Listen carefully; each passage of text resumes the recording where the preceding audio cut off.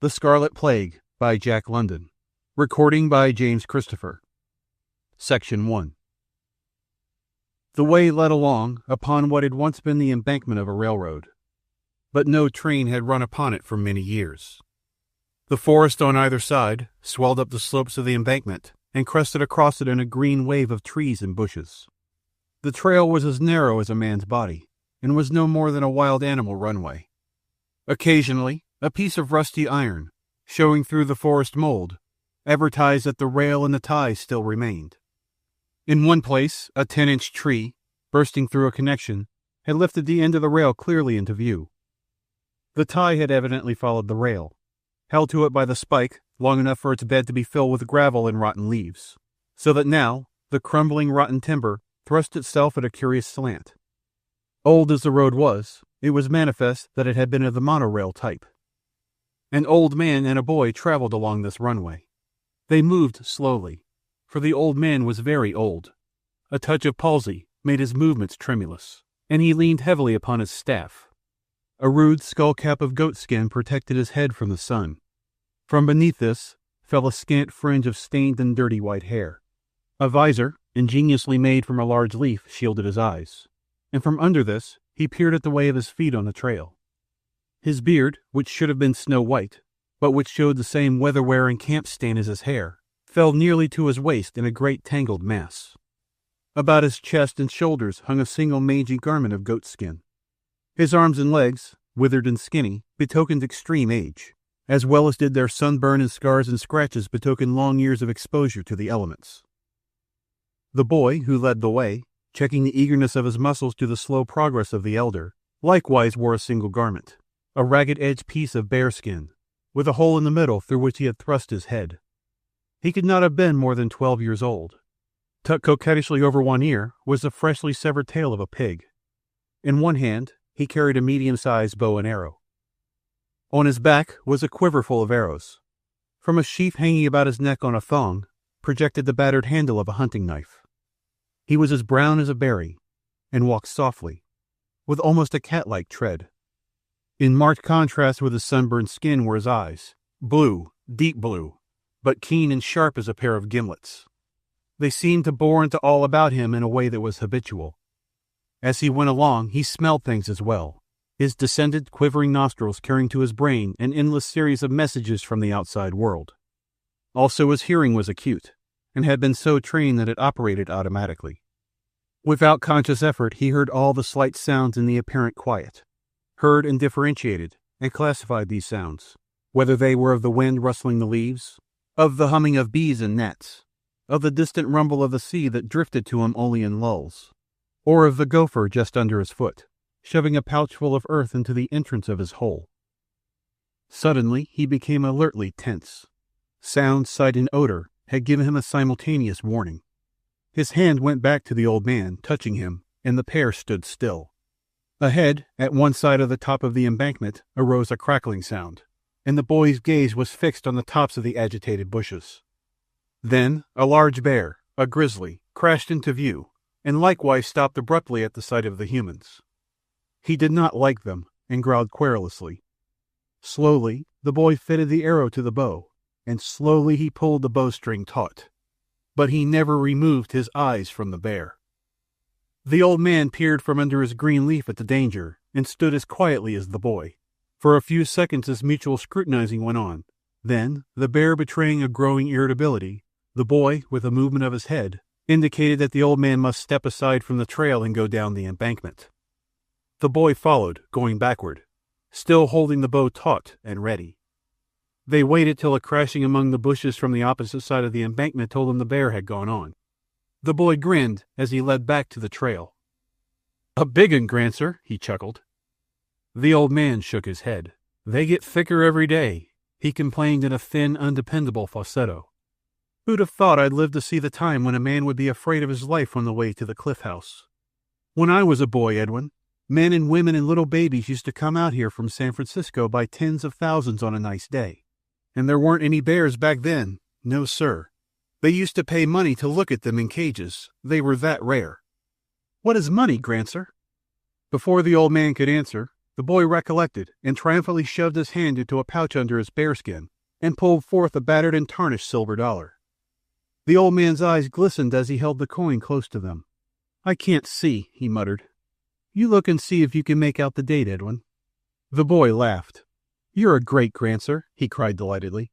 "Always making believe them little marks mean something." The old man manifested an accustomed chagrin as he brought the coin back again close to his own eyes. 2012, he shrilled, and then fell to cackling grotesquely. That was the year Morgan V was appointed President of the United States by the Board of Magnates. It must have been one of the last coins minted, for the Scarlet Death came in 2013. Lord, think of it! 60 years ago, and I am the only person alive today that lived in those times. Where did you find it, Edwin? The boy, who had been regarding him with a tolerant curiousness one accords to the prattlings of the feeble-minded, answered promptly. "I got it off of Hoo-Hoo. He found it when we was herding goats down near San Jose last spring. Hoo-Hoo said it was money. Ain't you hungry, grandsir?" The ancient caught his staff in a tighter grip and urged along the trail, his old eyes shining greedily. "I hope Harelip has found a crab or two," he mumbled. "They're good eating, crabs. Mighty good eating when you've got no more teeth, and you've got grandsons that love their old grandsire and make a point of catching crabs for him.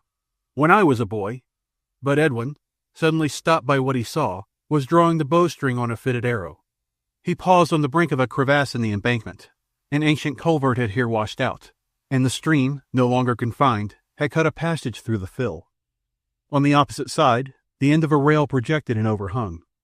It showed rustily through the creeping vines which overran it.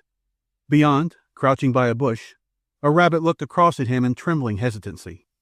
Fully 50 feet was the distance, but the arrow flashed true, and the transfixed rabbit, crying out in a sudden fright and hurt, struggled painfully away into the brush. The boy himself was a flash of brown skin and flying fur as he bounced down the steep wall of the gap and up the other side. His lean muscles were springs of steel that released into graceful and efficient action. 100 feet beyond, in a tangle of bushes, he overtook the wounded creature, knocked its head on a convenient tree trunk, and turned it over to Grandsir to carry. "Rabbit is good, very good," the ancient quavered, "but when it comes to a toothsome delicacy, I prefer crab. When I was a boy—" "Why you have to say so much and ain't got no sense?" Edwin impatiently interrupted the other's threatened garrulousness. The boy did not exactly utter these words, but something that remotely resembled them, and that was more guttural and explosive and economical of qualifying phrases. His speech showed distant kinship with that of the old man, and the latter's speech was approximately an English that had gone through a bath of corrupt usage. "What I want to know," Edwin continued, "is why you call crab toothsome delicacy. Crab is crab, ain't it? No one I ever heard calls it such funny things." The old man sighed but did not answer, and they moved on in silence. The surf grew suddenly louder as they emerged from the forest onto a stretch of sand dunes bordering the sea. A few goats were browsing among the sandy hillocks, and a skin-clad boy, aided by a wolfish-looking dog that was only faintly reminiscent of a collie, was watching them. Mingled with the roar of the surf was a continuous deep-throated barking or bellowing, which came from a cluster of jagged rocks 100 yards out from shore. Here, huge sea lions hauled themselves up to lie in the sun or battle with one another.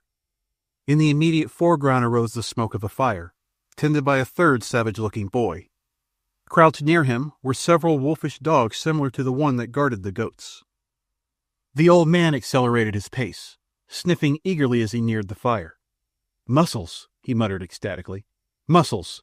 Ain't that a crab, Hoo-Hoo? Ain't that a crab? My, you boys are good to your old grandsire." Hoo-Hoo, who was apparently of the same age as Edwin, grinned. "All you want, Grandsir. I got 4. The old man's palsied eagerness was pitiful. Sitting down in the sand as quickly as his stiff limbs would let him, he poked a large rock mussel from out of the coals. The heat had forced its shells apart, and the meat, salmon-colored, was thoroughly cooked. Between thumb and forefinger, in trembling haste, he caught the morsel and carried it to his mouth. But it was too hot, and the next moment was violently ejected. The old man spluttered with pain, and tears ran out of his eyes and down his cheeks. The boys were true savages, possessing only the cruel humor of the savage. To them, the incident was excruciatingly funny, and they burst into loud laughter. Hoo-Hoo danced up and down, while Edwin rolled gleefully on the ground. the boy with the goats came running in to join in the fun. "Set him to cool, Edwin, set him to cool," the old man besought, in the midst of his grief, making no attempt to wipe away the tears that still flowed from his eyes. "And cool a crab, Edwin, too. You know your grandsire likes crabs." From the coals arose a great sizzling, which proceeded from the many mussels bursting open their shells and exuding their moisture. They were large shellfish, running from 3 to 6 inches in length. The boys raked them out with sticks and placed them on a large piece of driftwood to cool. When I was a boy, we did not laugh at our elders. We respected them. The boys took no notice, and Granser continued to babble an incoherent flow of complaint and censure. But this time he was more careful and did not burn his mouth. All began to eat, using nothing but their hands and making loud mouth noises and lip smackings. The third boy, who was called Harelip, slyly deposited a pinch of sand on a mussel the ancient was carrying to his mouth, and when the grit of it bit into the old man's mucous membrane and gums, the laughter was again uproarious. He was unaware that a joke had been played on him, and sputtered and spat until Edwin, relenting, gave him a gourd of fresh water with which to wash out his mouth. "Where's them crabs, Hoo-Hoo?" Edwin demanded. "Granser's set upon having a snack." Again Granser's eyes burned with greediness as a large crab was handed to him. It was a shell with legs and all complete, but the meat had long since departed. With shaky fingers and babblings of anticipation, the old man broke off a leg and found it filled with emptiness. "The crabs, Hoo-Hoo," he wailed. "The crabs? I was fooling, Granser. They ain't no crabs. I never found one." The boys were overwhelmed with delight at the sight of the tears of senile disappointment that dribbled down the old man's cheeks. Then, unnoticed, Hoo-Hoo replaced the empty shell with a fresh-cooked crab. Already dismembered, from the cracked legs the white meat sent forth a small cloud of savory steam. This attracted the old man's nostrils, and he looked down in amazement. The change of his mood to one of joy was immediate. He snuffled and muttered and mumbled, making almost a croon of delight as he began to eat. Of this the boys took little notice, for it was an accustomed spectacle, nor did they notice his occasional exclamations and utterance of phrases which meant nothing to them, as, for instance, when he smacked his lips and champed his gums while muttering, "Mayonnaise. Just think, mayonnaise. And it's 60 years since the last was ever made. 2 generations, and never a smell of it. Why, in those days, it was served in every restaurant with crab." When he could eat no more, the old man sighed, wiped his hands on his naked legs, and gazed out over the sea. With the content of a full stomach, he waxed reminiscent. "To think of it, I've seen this beach alive with men, women, and children on a pleasant Sunday, and there weren't any bears to eat them up either. And right there on the cliff was a big restaurant where you could get anything you wanted to eat. 4 million people lived in San Francisco then, and now, in the whole city and country, there aren't 40 all told. And out there on the sea were ships, and ships always to be seen, going in for the Golden Gate or coming out, and airships in the air, dirigibles and flying machines. They could travel 200 miles an hour.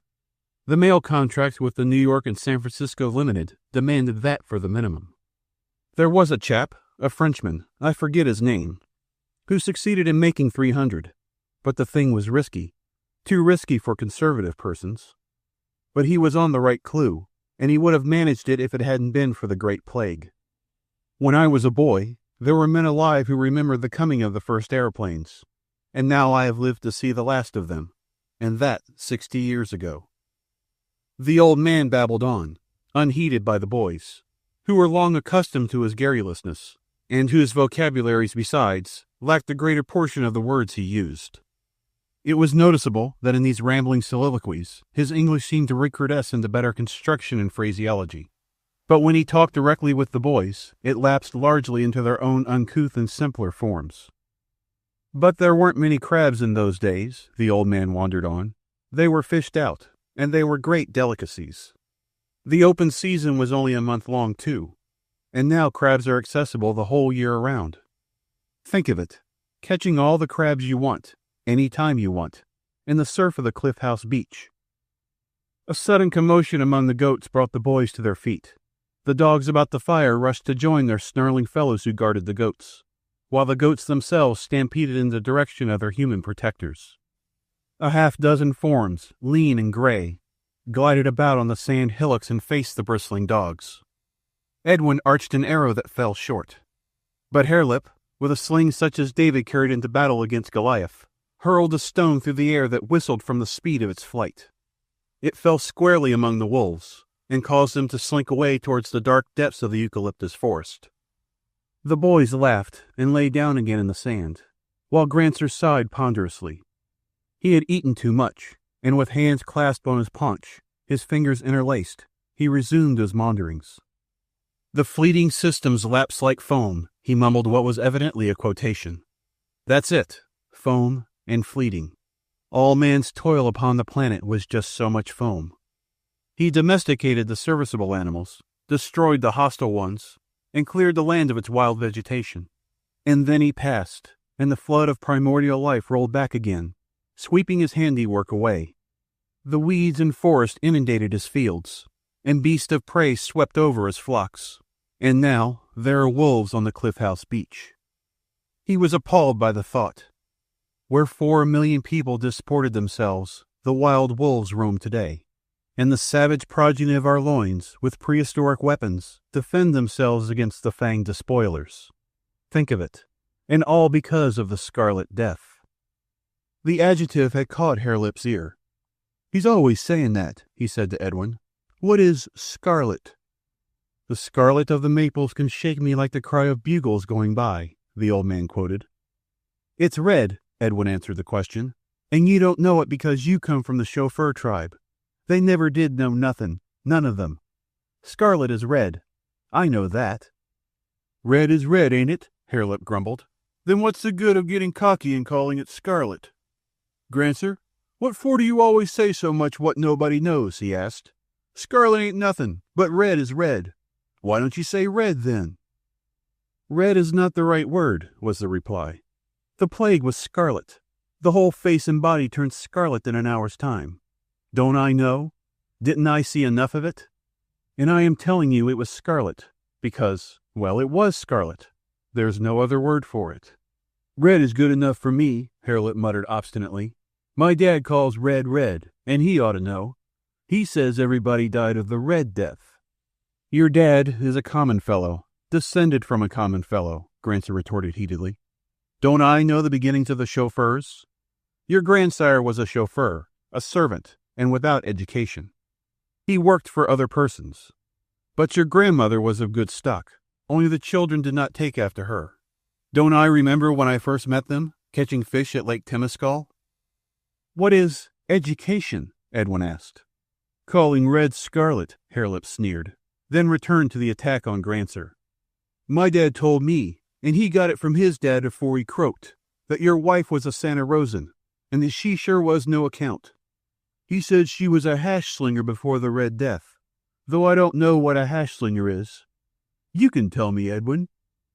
But Edwin shook his head in token of ignorance. It is true, she was a waitress, Grancer acknowledged. But she was a good woman, and your mother was her daughter. Women were very scarce in the days after the plague. She was the only wife I could find, even if she was a hash slinger, as your father calls it. But it is not nice to talk about our progenitors that way. Dad says that the wife of the first chauffeur was a lady. What's a lady? Hoo-Hoo demanded. A lady's a chauffeur's squaw, was the quick reply of Harelip.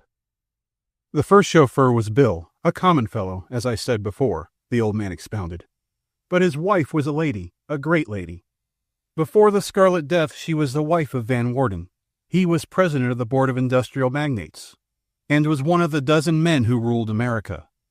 He was worth $1,800,000,000, coins like you have there in your pouch, Edwin. And then came the Scarlet Death, and his wife became the wife of Bill, the first chauffeur. He used to beat her, too. I have seen it myself. Hoo-Hoo, lying on his stomach and idly digging his toes in the sand, cried out and investigated. First his toenail, and next the small hole he had dug.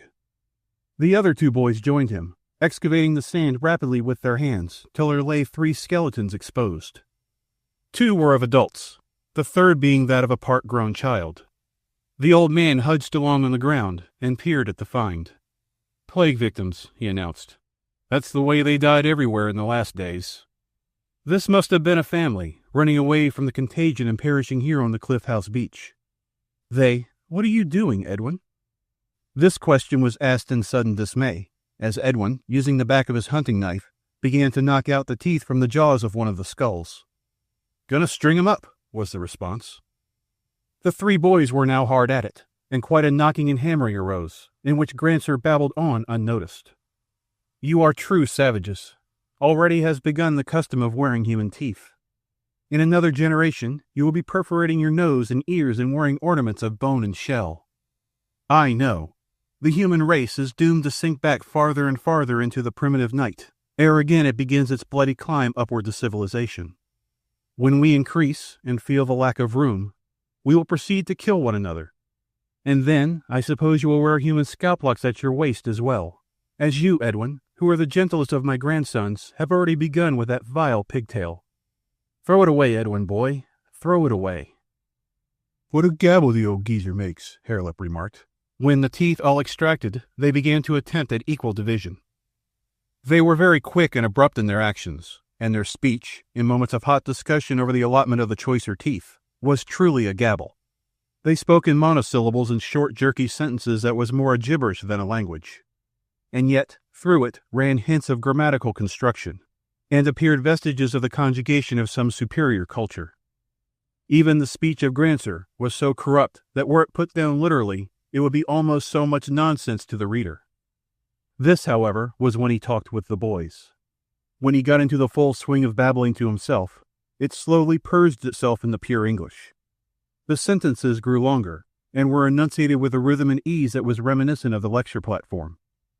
"Tell us about the Red Death, Grancer," Harelip demanded, when the teeth affair had been satisfactorily concluded.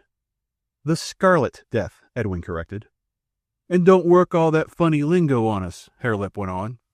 "Talk sensible, Grancer, like a Santa Rosan ought to talk. Other Santa Rosans don't talk like you." Section 2. The old man showed pleasure in being thus called upon. He cleared his throat and began. 20 or 30 years ago, my story was in great demand. But in these days, nobody seems interested. "There you go," Hotlip cried hotly. "Cut out the funny stuff and talk sensible. What's interested? You talk like a baby that don't know how." "Let him alone," Edwin urged, "or he'll get mad and won't talk at all. Skip the funny places. We'll catch on to some of what he tells us." "Let her go, Grancer," Hoo-Hoo encouraged, for the old man was already maundering about the disrespect for elders, and the reversions to cruelty of all humans that fell from high culture to primitive conditions. The tale began. There were very many people in the world in those days. San Francisco alone held 4 millions. "What is millions?" Edwin interrupted. Grancer looked at him kindly. "I know you cannot count beyond 10, so I will tell you. Hold up your 2 hands. On both of them together, 10 fingers and thumbs. Very well. I now take this grain of sand. You hold it, Hoo-Hoo." He dropped the grain of sand into the lad's palm and went on. "Now that grain of sand stands for the 10 fingers of Edwin. I add another grain. That's 10 more fingers. And I add another, and another, and another, until I have added as many grains as Edwin has fingers and thumbs. That makes what I call 100. Remember that word, 100. Now I put this pebble in Harelip's hand. It stands for 10 grains of sand, or 10 tens of fingers, or 100 fingers. I put in 10 pebbles. They stand for 1,000 fingers. I take a mussel shell, and it stands for 10 pebbles, or 100 grains of sand, or 1,000 fingers." And so on, laboriously, and with much reiteration, he strove to build up in their minds a crude conception of numbers. As the quantities increased, he had the boys holding different magnitudes in each of their hands. For still higher sums, he laid the symbols on the log of driftwood. And for symbols he was hard put, being compelled to use the teeth from the skulls for millions, and the crab shells for billions. It was here that he stopped, for the boys were showing signs of becoming tired. There were 4 million people in San Francisco, 4 teeth. The boys' eyes ranged along from the teeth and from hand to hand, down through the pebbles and sand grains to Edwin's fingers. And back again they ranged along the ascending series in the effort to grasp such inconceivable numbers. "That was a lot of folks, Grancer," Edwin at last hazarded. "Like sand on the beach here," like sand on the beach, each grain of sand a man or woman or child. Yes, my boy, all those people live right here in San Francisco. And at one time or another, all those people came out on this very beach. More people than there are grains of sand. More. And San Francisco was a noble city. And across the bay, where we camped last year, even more people lived. Clear from Point Richmond, on the level ground and on the hills, all the way around to San Leandro, one great city of 7 million people, 7 teeth. There, that's it, 7 millions. Again the boy's eyes ranged up and down from Edwin's fingers to the teeth on the log. The world was full of people. The census of 2010 gave 8 billions for the whole world. 8 crab shells. Yes, 8 billions. It was not like today. Mankind knew a great deal more about getting food. And the more food there was, the more people there were. In the year 1800, there were 170 millions in Europe alone.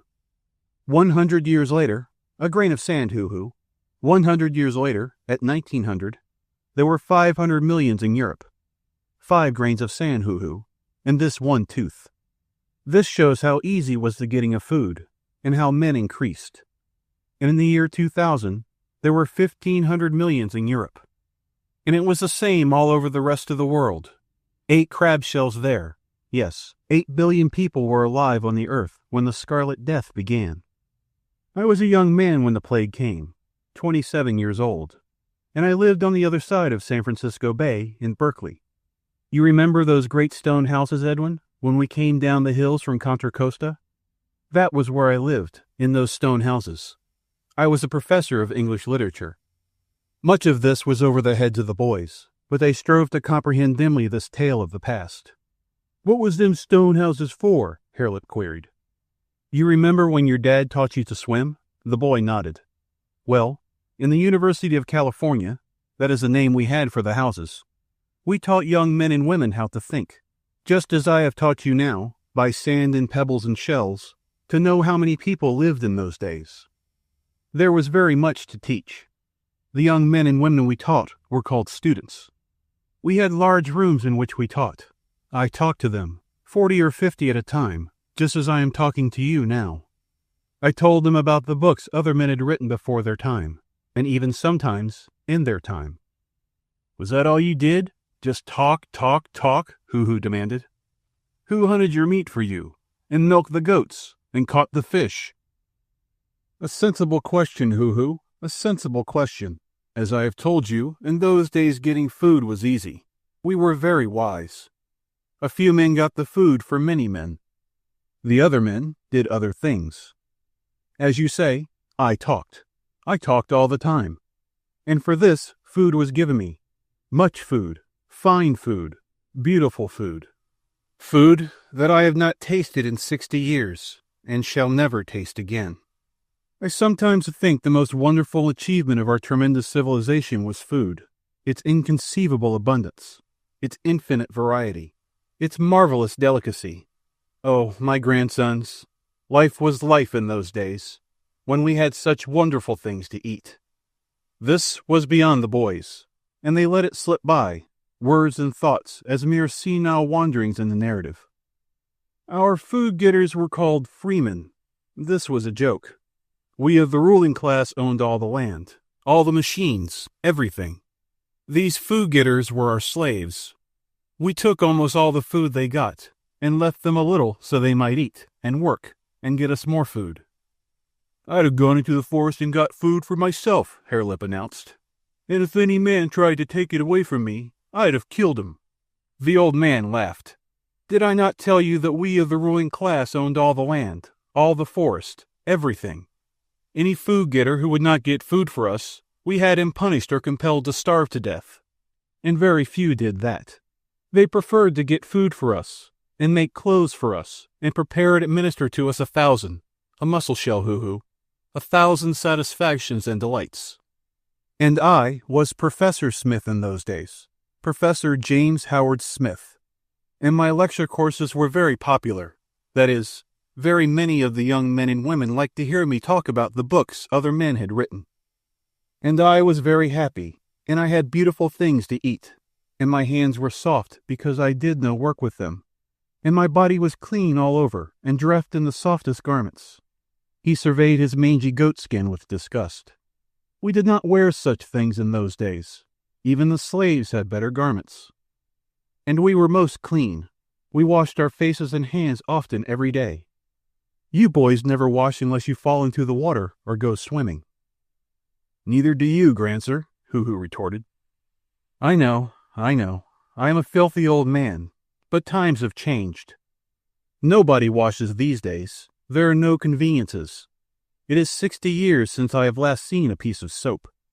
You do not know what soap is, and I shall not tell you, for I am telling the story of the Scarlet Death. You know what sickness is. We called it a disease. Very many of the diseases came from what we call germs. Remember that word, germs. A germ is a very small thing. It is like a wood tick, such as you find on the dogs in the spring of the year when they run in the forest. Only the germ is very small. It is so small that you cannot see it. Hoo-Hoo began to laugh. You're a queer Grancer, talking about things you can't see. If you can't see 'em, how do you know they are? That's what I want to know. How do you know anything you can't see? A good question. A very good question, Hoo-Hoo. But we did see, some of them. We had what we call microscopes and ultramicroscopes, and we put them to our eyes and looked through them, so that we saw things larger than they really were. And many things we could not see without the microscopes at all. Our best ultramicroscopes could make a germ look 40,000 times larger. A mussel shell is 1,000 fingers like Edwin's. Take 40 mussel shells, and by as many times larger was the germ when we looked at it through a microscope. And after that, we had other ways, by using what we called moving pictures, of making the 40,000 times germ many, many thousand times larger still. And thus we saw all these things which our eyes of themselves could not see. Take a grain of sand, break it into 10 pieces. Take one piece and break it into 10. Break one of those pieces into 10, and one of those into 10, and one of those into 10, and one of those into 10, and do it all day, maybe. By sunset, you will have a piece as small as one of the germs. The boys were openly incredulous. Harelip sniffed and sneered, and Hoo-Hoo snickered, until Edwin nudged him to be silent. The wood tick sucks the blood of the dog, but the germ, being so very small, goes right into the blood of the body, and there it has many children. In those days, there would be as many as 1 billion. A crab shell, please. As many as that crab shell in one man's body. We call germs microorganisms. When a few million or 1 billion of them were in a man, in all the blood of a man, he was sick. These germs were a disease. There were many different kinds of them, more different kinds than there are grains of sand on this beach. We only knew a few of the kinds. The microorganic world was an invisible world, a world we could not see, and we knew very little about it. Yet we did know something. There was the Bacillus anthracis, there was the Micrococcus, there was the Bacterium termo, and the Bacterium lactis. That's what turns the goat milk sour even to this day, Harelip. And there were Schismomycetes without end, and there were many others. Here the old man launched into a disquisition on germs and their natures, using words and phrases of such extraordinary length and meaninglessness that the boys grinned at one another and looked out over the deserted ocean till they forgot the old man was babbling on. But the Scarlet Death, Grancer, Edwin at last suggested. Grancer recollected himself, and with a start tore himself away from the rostrum of the lecture hall, where, to another world audience, he had been expounding the latest theory, 60 years gone, of germs and germ diseases. Yes, Edwin, I had forgotten. Sometimes the memory of the past is very strong upon me, and I forget that I am a dirty old man, clad in goatskin, wandering with my savage grandsons who are goatherds in the primeval wilderness. The fleeting systems lapse like foam, and so lapsed our glorious colossal civilization. I am Grancer, a tired old man. I belong to the tribe of the Santa Rosans. I married into that tribe. My sons and daughters married into the chauffeurs, the Sacramentos, and the Palo Altos. You, Harelip, are of the chauffeurs. You, Edwin, are of the Sacramentos. And you, Hoo-Hoo, are of the Palo Altos. Your tribe takes its name from a town that was near the seat of another great institution of learning. It was called Stanford University. Yes, I remember now. It is perfectly clear. I was telling you of the Scarlet Death. Where was I in my story? You was telling about germs, the things you can't see but which make men sick, Edwin prompted. Yes, that's where I was. A man did not notice at first when only a few of these germs got into his body. But each germ broke in half and became 2 germs. And they kept doing this very rapidly, so that in a short time there were many millions of them in the body. Then the man was sick. He had a disease. And the disease was named after the kind of germ that was in him. It might be measles. It might be influenza. It might be yellow fever. It might be any of thousands and thousands of kinds of diseases. Now this is the strange thing about these germs. There were always new ones coming to live in men's bodies. Long and long and long ago, when there were only a few men in the world, there were few diseases. But as men increased and lived closely together in great cities and civilizations, new diseases arose. New kinds of germs entered their bodies. Thus were countless millions and billions of human beings killed. And the more thickly men packed together, the more terrible were the new diseases that came to be. Long before my time, in the Middle Ages, there was a Black Plague that swept across Europe. It swept across Europe many times. There was tuberculosis that entered into men whenever they were thickly packed. 100 years before my time, there was the bubonic plague. And in Africa was the sleeping sickness. The bacteriologists fought all these diseases and destroyed them, just as you boys fight the wolves away from your goats, or squash the mosquitoes that light on you. The bacteriologist— But Grandsir, what do you call it? Edwin interrupted. You, Edwin, are a goat herd. Your task is to watch the goats. You know a great deal about goats. A bacteriologist watches germs. That is his task, and he knows a great deal about them. So, as I was saying, the bacteriologist fought with the germs and destroyed them, sometimes. There was leprosy, a horrible disease. 100 years before I was born, the bacteriologists discovered the germ of leprosy. They knew all about it. They made pictures of it. I have seen those pictures. But they never found a way to kill it. But in 1984, there was a pantoblast plague, a disease that broke out in a country called Brazil, and that killed millions of people. But the bacteriologists found it out, and found the way to kill it, so that the pantoblast plague went no farther. They made what they called a serum, which they put into a man's body, and which killed the pantoblast germs without killing the man. And in 1910, there was pellagra, and also the hookworm.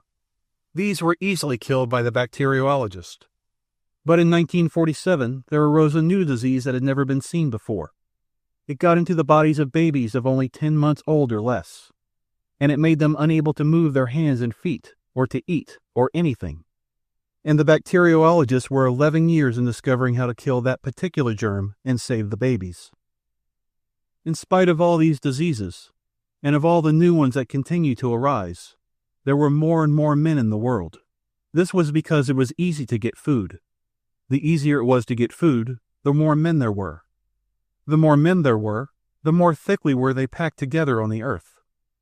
And the more thickly they were packed, the more new kinds of germs became diseases. There were warnings. Soldervetsky, as early as 1929, told the bacteriologists that they had no guarantee against some new disease, 1,000 times more deadly than any they knew, arising and killing by the hundreds of millions, and even by the billion. You see, the microorganic world remained a mystery to the end. They knew there was such a world, and that from time to time armies of new germs emerged from it to kill men. And that was all they knew about it. For all they knew, in that invisible microorganic world, there might be as many different kinds of germs as there are grains of sand on this beach. And also, in that same invisible world, it might well be that new kinds of germs came to be. It might be there that life originated, the abysmal fecundity, Solderevsky called it, applying the words of other men who had written before him.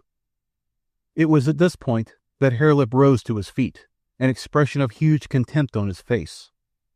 "Grandsir," he announced, "you make me sick with your gabble. Why don't you tell about the Red Death? If you ain't going to, say so, and we'll start back for camp." The old man looked at him and silently began to cry. The weak tears of age rolled down his cheeks, and all the feebleness of his 87 years showed in his grief-stricken countenance. "Sit down," Edwin counseled soothingly. "Granser's all right. He's just getting to the Scarlet Death, ain't you, Granser? He's just going to tell us about it right now. Sit down, Harelip. Go ahead, Granser." Section 3. The old man wiped the tears away on his grimy knuckles and took up the tale in a tremulous piping voice that soon strengthened as he got the swing of the narrative. It was in the summer of 2013 that the plague came. I was 27 years old, and well do I remember it. Wireless dispatches. Harelip spat loudly his disgust, and Granser hastened to make amends. We talked through the air in those days, thousands and thousands of miles, and the word came of a strange disease that had broken out in New York. There were 17 millions of people living then in that noblest city of America. Nobody thought anything about the news. It was only a small thing. There had been only a few deaths. It seemed, though, that they had died very quickly, and that one of the first signs of the disease was the turning red of the face and all the body. Within 24 hours came the report of the first case in Chicago, and on the same day it was made public that London, the greatest city in the world next to Chicago, had been secretly fighting the plague for 2 weeks and censoring the news dispatches. That is, not permitting the word to go forth to the rest of the world that London had the plague. It looked serious, but we in California, like everywhere else, were not alarmed. We were sure that the bacteriologists would find a way to overcome this new germ, just as they had overcome other germs in the past. But the trouble was the astonishing quickness with which this germ destroyed human beings, and the fact that it inevitably killed any human body it entered. No one ever recovered. There was the old Asiatic cholera, when you might eat dinner with a well man in the evening, and the next morning, if you got up early enough, you would see him being hauled by your window in the death cart. But this new plague was quicker than that, much quicker. From the moment of the first signs of it, a man would be dead in an hour. Some lasted for several hours. Many died within 10 or 15 minutes of the appearance of the first signs. The heart began to beat faster, and the heat of the body to increase. Then came the scarlet rash, spreading like wildfire over the face and body. Most persons never noticed the increase in heat and heartbeat, and the first they knew was when the scarlet rash came out. Usually, they had convulsions at the time of the appearance of the rash. But these convulsions did not last long and were not very severe. If one lived through them, he became perfectly quiet, and only did he feel a numbness swiftly creeping up his body from the feet. The heels became numb first, then the legs and hips, and when the numbness reached as high as his heart, he died. They did not rave or sleep. Their minds always remained cool and calm up to the moment their hearts numbed and stopped. And another strange thing was the rapidity of decomposition. No sooner was a person dead than the body seemed to fall to pieces, to fly apart, to melt away even as you looked at it. That was one of the reasons the plague spread so rapidly. All the billions of germs in a corpse were so immediately released. And it was because of all this that the bacteriologists had so little chance in fighting the germs. They were killed in their laboratories even as they studied the germ of the Scarlet Death. They were heroes. As fast as they perished, others stepped forth and took their places. It was in London that they first isolated it. The news was telegraphed everywhere. Trask was the name of the man who succeeded in this, but within 30 hours he was dead. Then came the struggle in all the laboratories to find something that would kill the plague germs. All the drugs failed. You see, the problem was to get a drug or serum that would kill the germs in the body and not kill the body.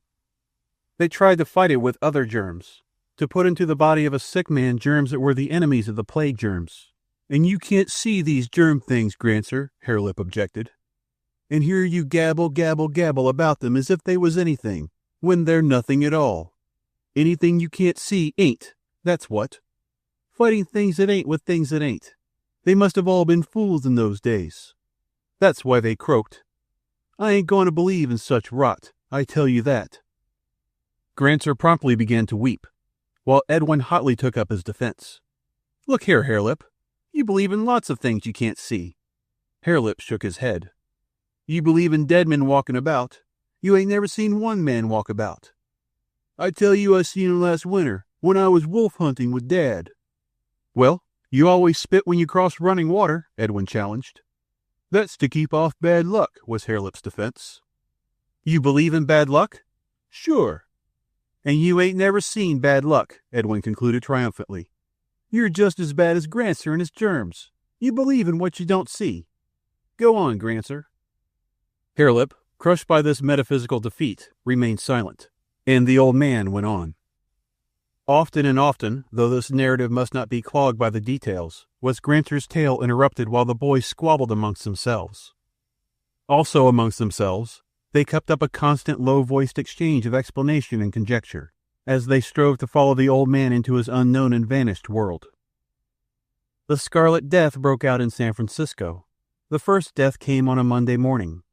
By Thursday, they were dying like flies in Oakland and San Francisco. They died everywhere, in their beds, at their work, walking along the street. It was on Tuesday that I saw my first death, Miss Colburn, one of my students, sitting right there before my eyes in my lecture room. I noticed her face while I was talking. It had suddenly turned scarlet. I ceased speaking and could only look at her, for the first fear of the plague was already on all of us, and we knew that it had come. The young women screamed and ran out of the room. So did the young men run out, all but two. Miss Colburn's convulsions were very mild, and lasted less than a minute. One of the young men fetched her a glass of water. She drank only a little of it, and cried out, My feet! All sensation has left them. After a minute she said, I have no feet. I am unaware that I have any feet. And my knees are cold. I can scarcely feel that I have knees. She lay on the floor, a bundle of notebooks under her head, and we could do nothing. The coldness and numbness crept up past her hips to her heart, and when it reached her heart, she was dead. In 15 minutes by the clock, I timed it, she was dead. There, on my own classroom, dead. And she was a very beautiful, strong, healthy young woman. And from the first sign of the plague to her death, only 15 minutes elapsed. That will show you how swift was the Scarlet Death. Yet in those few minutes I remained with the dying woman in my classroom, the alarm had spread over the university, and the students by thousands, all of them, had deserted the lecture room and laboratories. When I emerged on my way to make report to the president of the faculty, I found the university deserted. Across the campus were several stragglers hurrying for their homes. 2 of them were running. President Hoag I found in his office, all alone, looking very old and very gray, with a multitude of wrinkles in his face that I had never seen before. At the sight of me, he pulled himself to his feet and tottered away to the inner office, banging the door after him and locking it. You see, he knew I had been exposed, and he was afraid. He shouted to me through the door to go away. I shall never forget my feelings as I walked down the silent corridors and out across that deserted campus. I was not afraid. I had been exposed, and I looked upon myself as already dead. It was not that, but a feeling of awful depression that impressed me. Everything had stopped. It was like the end of the world to me, my world. I had been born within sight and sound of the university. It had been my predestined career. My father had been a professor there before me, and his father before him. For a century and a half had this university, like a splendid machine, been running steadily on. And now, in an instant, it had stopped. It was like seeing the sacred flame die down on some thrice sacred altar. I was shocked, unutterably shocked. When I arrived home, my housekeeper screamed as I entered and fled away. And when I rang, I found the housemaid had likewise fled. I investigated. In the kitchen, I found the cook on the point of departure. But she screamed too, and in her haste, dropped the suitcase of her personal belongings, and ran out of the house and across the grounds, still screaming. I can hear her scream to this day. You see, we did not act this way when ordinary diseases smote us. We were always calm over such things, and sent for the doctors and nurses who knew just what to do. But this was different. It struck so suddenly, and killed so swiftly, and never missed a stroke. When the scarlet rash appeared on a person's face, that person was marked by death. There was never a known case of recovery. I was alone in my big house. As I have told you often before, in those days we could talk with one another over wires or through the air. The telephone bell rang, and I found my brother talking to me. He told me that he was not coming home for fear of catching the plague from me, and that he had taken our 2 sisters to stop at Professor Bacon's home. He advised me to remain where I was, and wait to find out whether or not I had caught the plague. To all of this I agreed, staying in my house for the first time in my life attempting to cook. And the plague did not come out on me. By means of the telephone, I could talk with whomever I pleased and get the news. Also, there were the newspapers, and I ordered all of them to be thrown up on my door so that I could know what was happening with the rest of the world. New York and Chicago were in chaos, and what happened with them was happening in all the large cities. 1/3 of the New York police were dead. Their chief was also dead, likewise the mayor. All law and order had ceased. The bodies were lying in the streets unburied. All railroads and vessels carrying food and such things into the great city had ceased runnings, and mobs of the hungry poor were pillaging the stores and warehouses. Murder and robbery and drunkenness were everywhere. Already the people had fled from the city by millions. At first the rich, in their private motor cars and dirigibles, and then the great mass of the population, on foot, carrying the plague with them, themselves starving and pillaging the farmers and all the towns and villages on the way. The man who sent this news, the wireless operator, was alone with his instrument on the top of a lofty building. The people remaining in the city, he estimated them at several 100,000, had gone mad from fear and drink, and on all sides of him great fires were raging. He was a hero, that man who stayed by his post, an obscure newspaper man most likely. For 24 hours, he said, no transatlantic airships had arrived, and no more messages were coming from England. He did state, though, that a message from Berlin, that's in Germany, announced that Hofmeier, a bacteriologist of the Metchnikoff School, had discovered the serum for the plague. That was the last word, to this day, that we of America ever received from Europe. If Hofmeier discovered the serum, it was too late. Or otherwise, long ere this, explorers from Europe would have come looking for us. We can only conclude that what happened in America happened in Europe, and that, at the best, some several score may have survived the Scarlet Death on that whole continent. For 1 day longer, the dispatches continued to come from New York. Then they, too, ceased. The man who had sent them, perched in his lofty building, had either died of the plague or been consumed in the great conflagrations he had described as raging around him. And what had occurred in New York had been duplicated in all the other cities. It was the same in San Francisco, in Oakland, and Berkeley. By Thursday the people were dying so rapidly that their corpses could not be handled, and dead bodies lay everywhere. Thursday night, the panic outrush for the country began. Imagine, my grandsons, people thicker than the salmon run you have seen on the Sacramento River, pouring out of the cities by millions, madly over the country, in vain attempt to escape the ubiquitous death. You see, they carried the germs with them. Even the airships of the rich, fleeing for the mountain and desert fastness, carried the germs. Hundreds of these airships escaped to Hawaii, and not only did they bring the plague with them, but they found the plague already there before them. This we learned by the dispatches until all order in San Francisco vanished, and there were no operators left at their post to receive or send. It was amazing, astonishing, this loss of communication with the world. It was exactly as if the world had ceased, been blotted out. For 60 years that world has no longer existed for me. I know there must be such places as New York, Europe, Asia, and Africa, but not one word has been heard of them, not in 60 years. With the coming of the Scarlet Death, the world fell apart, absolutely, irretrievably. 10,000 years of culture and civilization passed in the twinkling of an eye, lapsed like foam. I was telling about the airships of the rich. They carried the plague with them, and no matter where they fled, they died. I never encountered but one survivor of any of them, Mungerson. He was afterwards a Santa Rosan, and he married my eldest daughter, He came into the tribe 8 years after the plague.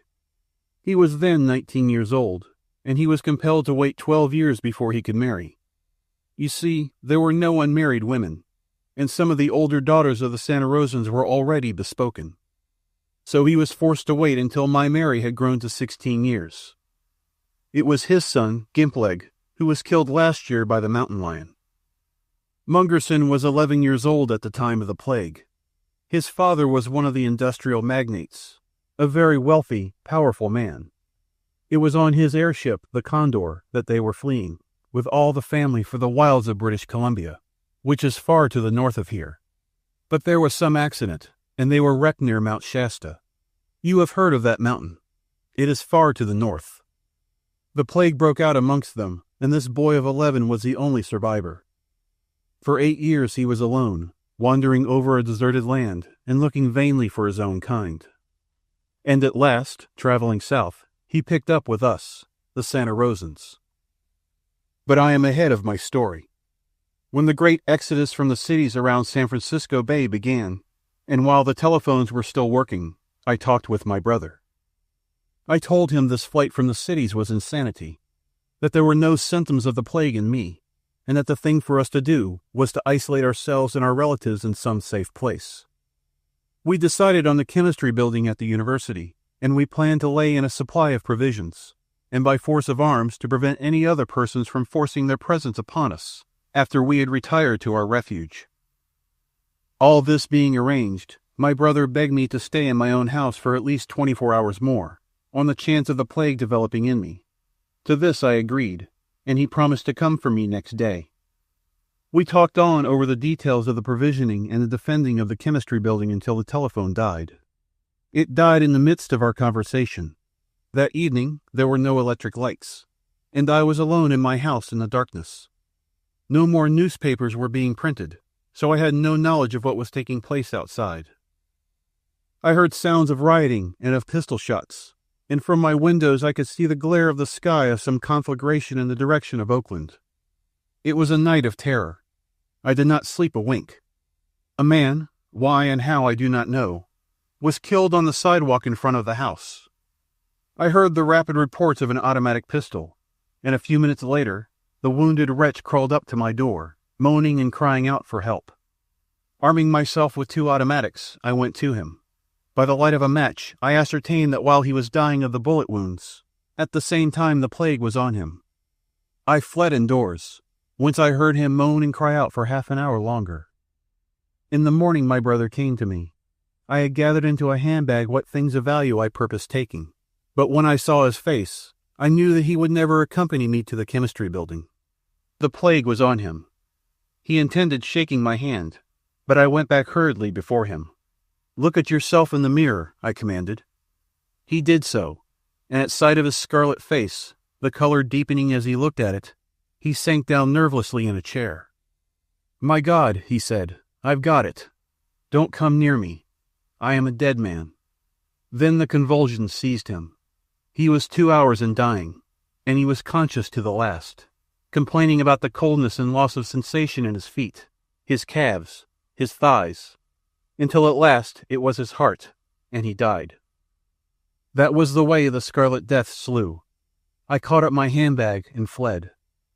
The sights in the streets were terrible. One stumbled on bodies everywhere. Some were not yet dead, and even as you looked, you saw men sink down with the death fastened upon them. There were numerous fires burning in Berkeley, while Oakland and San Francisco were apparently being swept by vast conflagrations. The smoke of the burning filled the heavens, so that the midday was as a gloomy twilight, and in the shifts of wind, sometimes the sun shone through dimly, a dull red orb. Truly, my grandsons, it was like the last days of the end of the world.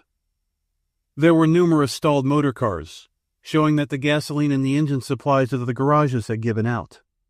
I remember one such car.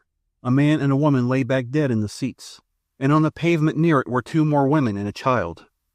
Strange and terrible sights there were on every hand. People slipped by silently, furtively, like ghosts. White-faced women carrying infants in their arms. Fathers leading children by the hand, singly and in couples and in families, all fleeing out of the city of death. Some carried supplies of food, others blankets and valuables, and there were many who carried nothing. There was a grocery store, a place where food was sold. The man to whom it belonged, I knew him well. A quiet, sober, but stupid and obstinate fellow was defending it. The windows and doors had been broken in, but he, inside, hiding behind a counter, was discharging his pistol at a number of men on the sidewalk who were breaking in. In the entrance were several bodies, of men, I decided, whom he had killed earlier in the day. Even as I looked on from a distance, I saw one of the robbers break the windows of the adjoining store, a place where shoes were sold, and deliberately set fire to it. I did not go to the grocery man's assistance. The time for such acts had already passed. Civilization was crumbling, and it was each for himself. Section 4. I went away hastily, down a cross street, and at the first corner I saw another tragedy. 2 men of the working class had caught a man and a woman with 2 children and were robbing them. I knew the man by sight, though I had never been introduced to him. He was a poet whose verses I had long admired. Yet I did not go to his help, for at the moment I came upon the scene there was a pistol shot, and I saw him sinking to the ground.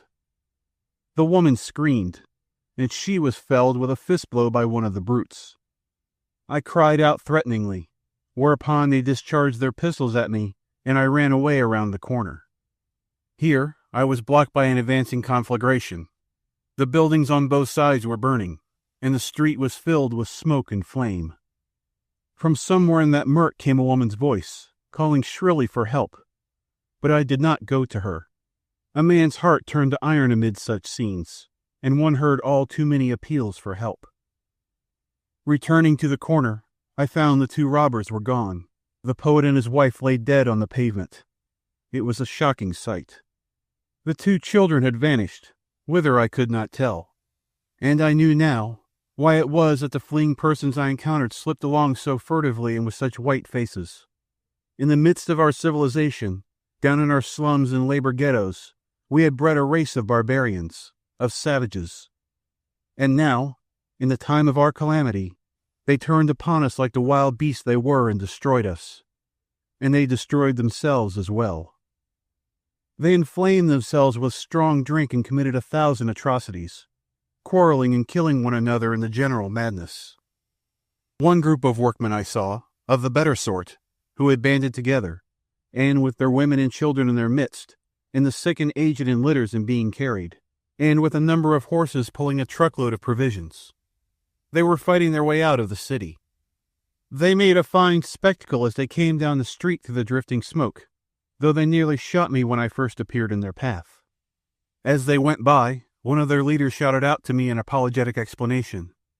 He said they were killing the robbers and looters on sight, and that they had thus banded together as the only means by which to escape the prowlers. It was here that I saw for the first time what I was soon to see so often. One of the marching men had suddenly shown the unmistakable mark of the plague. Immediately those about him drew away, and he, without a remonstrance, stepped out of his place to let them pass on. A woman, most probably his wife, attempted to follow him. She was leading a little boy by the hand. But the husband commanded her sternly to go on, while others laid hands upon her and restrained her from following him. This I saw, and I saw the man also, with his scarlet blaze of face, step into a doorway on the opposite side of the street. I heard the report of his pistol, and saw him sink lifeless to the ground. After being turned aside twice again by advancing fires, I succeeded in getting through to the university. On the edge of the campus I came upon a party of university folk who were going in the direction of the chemistry building. They were all family men, and their families were with them, including the nurses and the servants. Professor Badminton greeted me. I had difficulty in recognizing him. Somewhere he had gone through flames, and his beard was singed off. About his head was a bloody bandage, and his clothes were filthy. He told me he had had prowlers, and that his brother had been killed the previous night, in the defense of their dwelling. Midway across the campus, he pointed suddenly to Miss Swinton's face. The unmistakable Scarlet was there. Immediately, all the other women set up a screaming and began to run away from her. Her 2 children were with a nurse, and these also ran with the women. But her husband, Dr. Swinton, remained with her. "Go on, Smith," he told me. "Keep an eye on the children. As for me, I shall stay with my wife. I know she is already dead, but I can't leave her. Afterwards, if I escape, I shall come to the chemistry building, and do you watch for me and let me in." I left him bending over his wife and soothing her last moments, while I ran to overtake the party. We were the last to be admitted to the chemistry building. After that, with our automatic rifles, we maintained our isolation. By our plans, we had arranged for a company of 60 to be in this refuge. Instead, every one of the number originally planned had added relatives and friends and whole families until there were over 400 souls. But the chemistry building was large, and standing by itself was in no danger of being burned by the great fires that raged everywhere in the city. A large quantity of provisions had been gathered, and a food committee took charge of it, issuing rations daily to the various families and groups that arranged themselves into messes. A number of committees were appointed, and we developed a very efficient organization. I was on the Committee of Defense, though for the first day no prowlers came near. We could see them in the distance, however, and by the smoke of their fires we knew that several camps of them were occupying the far edge of the campus. Drunkenness was rife, and often we heard them singing ribald songs or insanely shouting. While the world crashed to ruin about them, and all the air was filled with the smoke of its burning, these low creatures gave rein to their bestiality, and fought and drank and died. And after all, what did it matter? Everybody died anyway, the good and the bad, the efficients and the weaklings, those that loved to live and those that scorned to live. They passed. Everything passed. When 24 hours had gone by and no signs of the plague were apparent, we congratulated ourselves and set about digging a well. You have seen the great iron pipes which in those days carried water to all the city dwellers. We feared that the fires in the city would burst the pipes and empty the reservoirs. So we tore up the cement floor of the central court of the chemistry building and dug a well. There were many young men, undergraduates, with us, and we worked night and day on the well. And our fears were confirmed. 3 hours before we reached water, the pipes went dry. A second 24 hours passed, and still the plague did not appear among us. We thought we were saved. But we did not know what I afterwards decided to be true, namely, that the period of the incubation of the plague germs in a human's body was a matter of a number of days. It slew so swiftly when once it manifested itself, that we were led to believe that the period of incubation was equally swift. So when 2 days had left us unscathed, we were elated with the idea that we were free of the contagion. But the 3rd day disillusioned us. I can never forget the night preceding it. I had charge of the night guards from 8 to 12, and from the roof of the building I watched the passing of all man's glorious works. So terrible were the local conflagrations that all the sky was lighted up. One could read the finest print in the red glare. All the world seemed wrapped in flames. San Francisco spouted smoke and fire from a score of vast conflagrations that were like so many active volcanoes. Oakland, San Leandro, Haywards, all were burning. And to the northward, clear to Point Richmond, other fires were at work. It was an awe-inspiring spectacle. Civilization, my grandsons, civilization was passing in a sheet of flame and a breath of death. At 10 o'clock that night, the great powder magazines at Point Pinole exploded in rapid succession. So terrific were the concussions that the strong building rocked as in an earthquake, while every pane of glass was broken. It was then that I left the roof and went down the long corridors, from room to room, quieting the alarmed women and telling them what had happened. An hour later, at a window on the ground floor, I heard pandemonium break out in the camps of the prowlers. There were cries and screams and shots from many pistols. As we afterward conjectured, this fight had been precipitated by an attempt on the part of those that were well to drive out those that were sick. At any rate, a number of the plague-stricken prowlers escaped across the campus and drifted against our doors. We warned them back, but they cursed us and discharged a fusillade from their pistols. Professor Merriweather, at one of the windows, was instantly killed, the bullet striking him squarely between the eyes.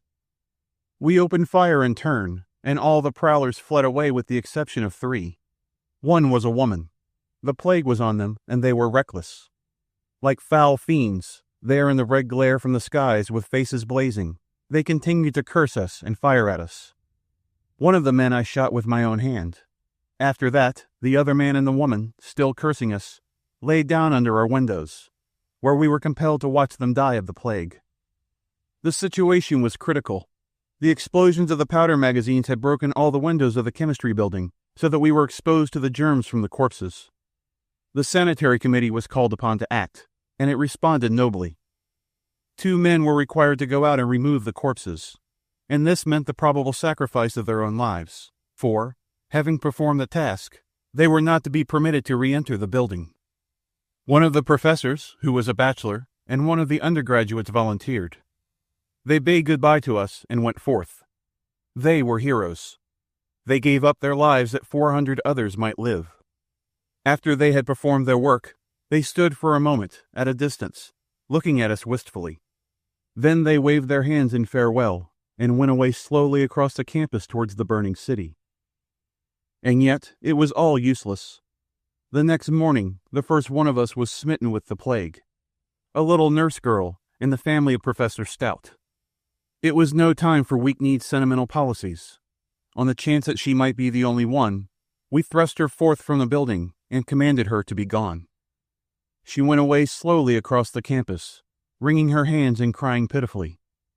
We felt like brutes, but what were we to do?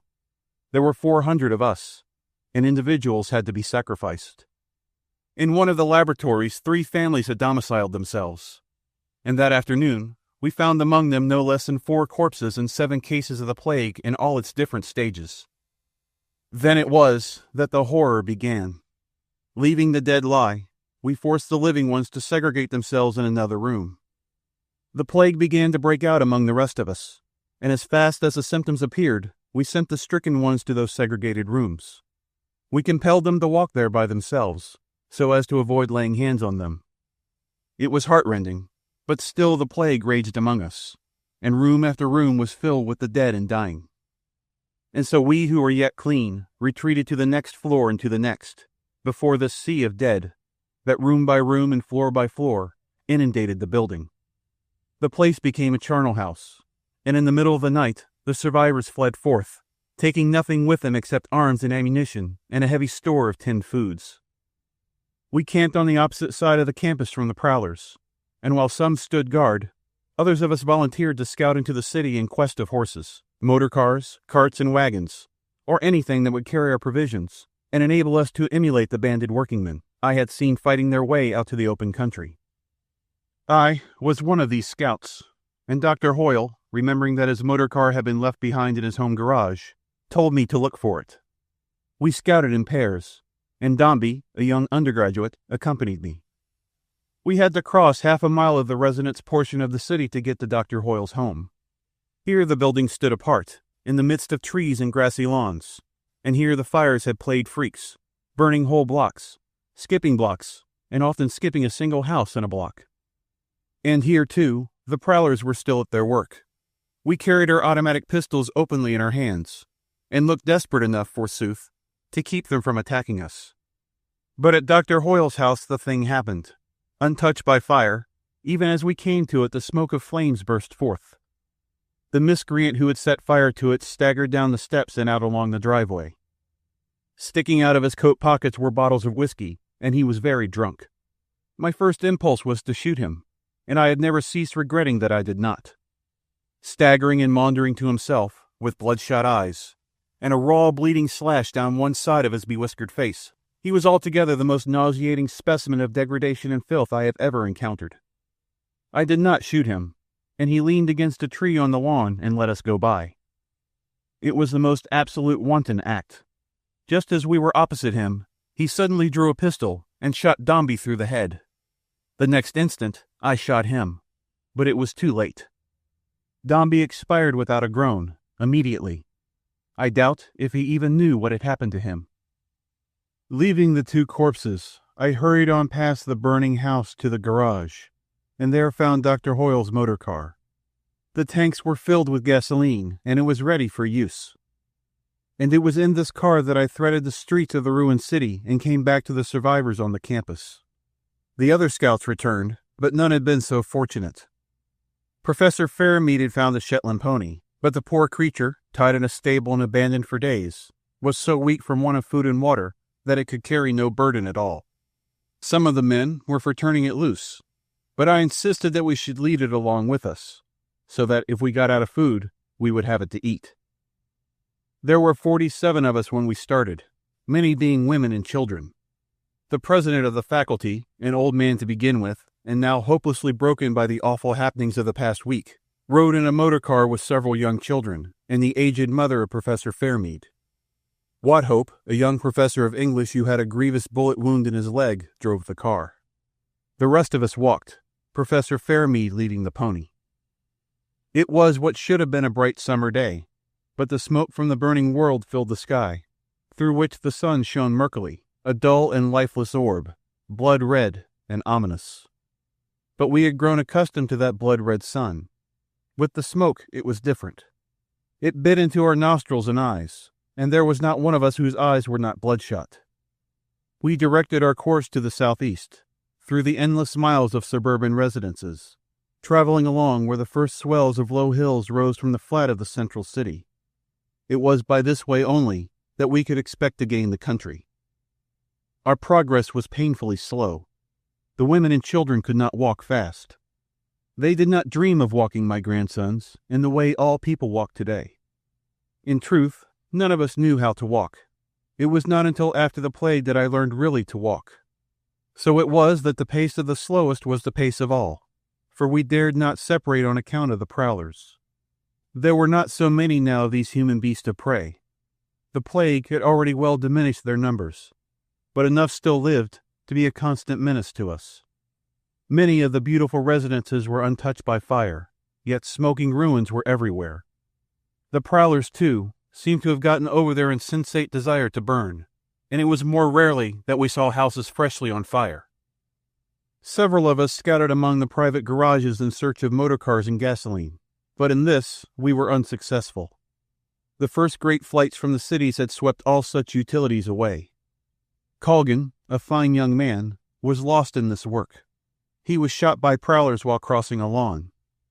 Yet this was our only casualty, though once a drunken brute deliberately opened fire on all of us. Luckily, he fired wildly, and we shot him before he had done any hurt. At Fruitvale, still in the heart of the magnificent residence section of the city, the plague again smote us. Professor Fairmead was the victim. Making signs to us that his mother was not to know, he turned aside into the grounds of a beautiful mansion. He sat down forlornly on the steps of the front veranda, and I, having lingered, waved him a last farewell. That night, several miles beyond Fruitvale, and still in the city, we made camp. And that night we shifted camp twice to get away from our dead. In the morning, there were 30 of us. I shall never forget the president of the faculty. During the morning's march, his wife, who was walking, betrayed the fatal symptoms, and when she drew aside to let us go on, he insisted on leaving the motor car and remaining with her. There was quite a discussion about this, but in the end we gave in. It was just as well, for we knew not which ones of us, if any, might ultimately escape. That night, the second of our march, we camped beyond Hayward's in the first stretches of the country. And in the morning, there were 11 of us that lived. Also during the night, Wathope, the professor with the wounded leg, deserted us in the motor car. He took with him his sister and his mother and most of our 10 provisions. It was that day, in the afternoon, while resting on the wayside, that I saw the last airship I shall ever see. The smoke was much thinner here in the country, and I first sighted the ship drifting and veering helplessly at an elevation of 2,000 feet. What had happened I could not conjecture, but even as we looked, we saw her bow dip down lower and lower. Then the bulkheads of the various gas chambers must have burst, for quite perpendicular, she fell like a plummet to the earth. And from that day to this, I have not seen another airship. Often and often, during the next few years, I scanned the sky for them, hoping against hope that somewhere in the world civilization had survived. But it was not to be. What happened to us in California must have happened with everybody, everywhere. Another day, and at Niles there were 3 of us. Beyond Niles, in the middle of the highway, we found Wathope. The motor car had broken down, and there, on the rugs which they had spread on the ground, lay the bodies of his sister, his mother, and himself. Wearied by the unusual exercise of continual walking, that night I slept heavily. In the morning, I was alone in the world. Canfield and Parsons, my last companions, were dead of the plague. Of the 400 that sought shelter in the chemistry building, and of the 47 that began the march, I alone remained. I and the Shetland pony. Why this should be there is no explaining. I did not catch the plague, that is all. I was immune.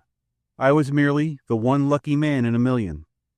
Just as every survivor was 1 in a million, or rather, in several millions, for the proportion was at least that. Section 5. For 2 days I sheltered in a pleasant grove where there had been no deaths. In those 2 days, while badly depressed and believing that my turn would come at any moment, nevertheless I rested and recuperated. So did the pony. And on the 3rd day, putting what small store of tinned provisions I possessed on the pony's back, I started on across a very lonely land. Not a live man, woman, or child did I encounter, though the dead were everywhere. Food, however, was abundant. The land then was not as it is now. It was all cleared of trees and brush, and it was cultivated. The food for millions of mouths was growing, ripening, and going to waste. From the fields and orchard I gathered vegetables, fruits, and berries. Around the deserted farmhouses I got eggs and caught chickens. And frequently I found supplies of tinned provisions in the storerooms. A strange thing was what was taking place with all the domestic animals. Everywhere they were going wild and preying on one another. The chickens and ducks were the first to be destroyed, while the pigs were the first to go wild, followed by the cats. Nor were the dogs long in adapting themselves to the changed conditions. There was a veritable plague of dogs. They devoured the corpses, barked and howled during the nights, and in the daytime slunk about in the distance. As the time went by, I noticed a change in their behavior. At first they were apart from one another, very suspicious and prone to fight. But after a not very long while, they began to come together and run in packs. The dog, you see, always was a social animal, and this was true before ever he came to be domesticated by man. In the last days of the world before the plague, there were many, many very different kinds of dogs. Dogs without hair, and dogs with warm fur. Dogs so small that they would make scarcely a mouthful for other dogs that were as large as mountain lions.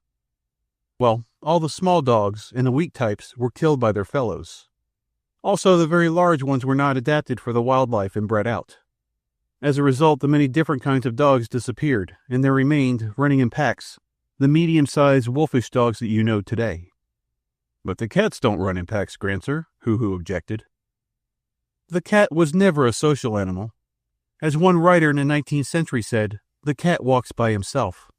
He always walked by himself, from before the time he was tamed by man, down through the long ages of domestication, to today, when once more he is wild. The horses also went wild, and all the fine breeds we had degenerated into the small Mustang horse you know today. The cows likewise went wild, as did the pigeons and the sheep, and that a few of the chickens survived you know yourself.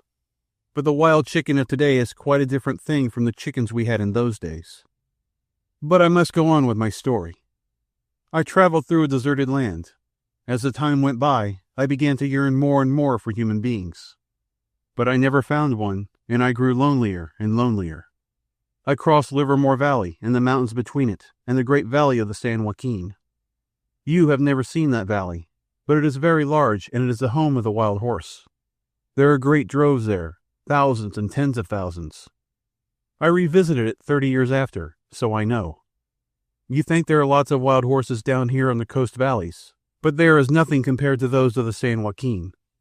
Strange to say, the cows, when they went wild, went back into the lower mountains. Evidently, they were able to better protect themselves there.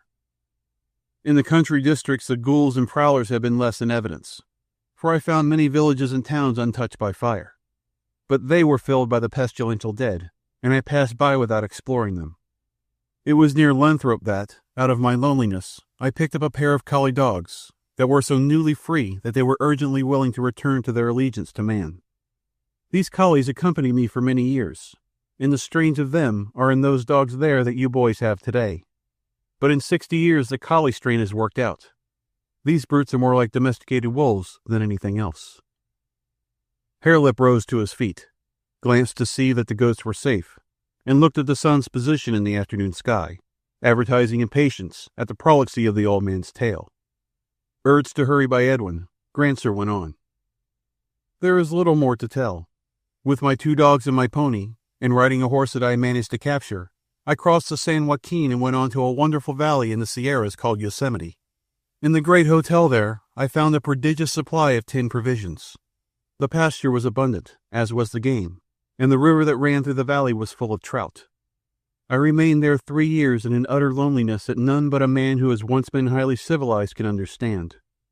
Then I could stand it no more. I felt I was going crazy. Like the dog, I was a social animal, and I needed my kind. I reasoned that since I had survived the plague, there was a possibility that others had survived. Also, I reasoned that after 3 years the plague germs must all be gone, and the land be clean again. With my horse and my dogs and pony, I set out. Again I crossed the San Joaquin Valley, the mountains beyond, and came down into Livermore Valley.